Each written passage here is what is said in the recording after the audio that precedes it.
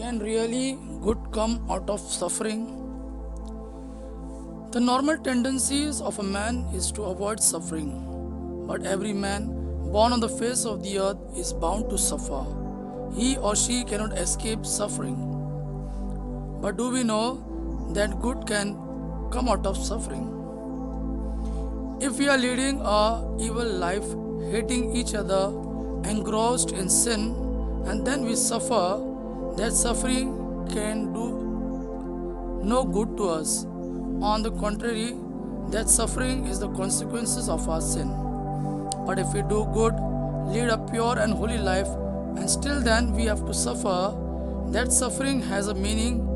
That suffering can lead us more closer to God and can be used by God for the salvation of souls.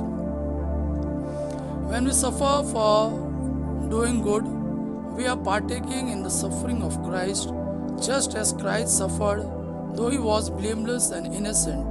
And as Christ raised from the dead and was glorified, we too that partake in the suffering of Christ will be raised up and would be glorified.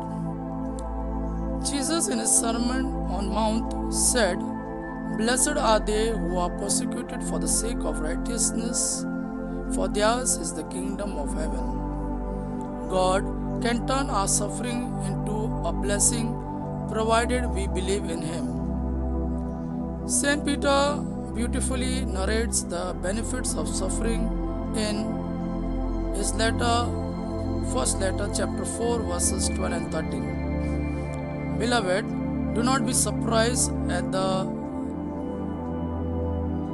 fiery trial when it comes upon you to test you, as though something strange were happening to you. But rejoice in so far as you share Christ's suffering, that you may also rejoice and be glad when His glory is revealed. God the Holy Spirit gives us the strength to bear the suffering in our life. Let us then ask His grace to come upon us, so that we may not grumble or complain when the suffering comes, but patiently endure all the suffering that comes in our way, which later will bring us greater glory more than our suffering.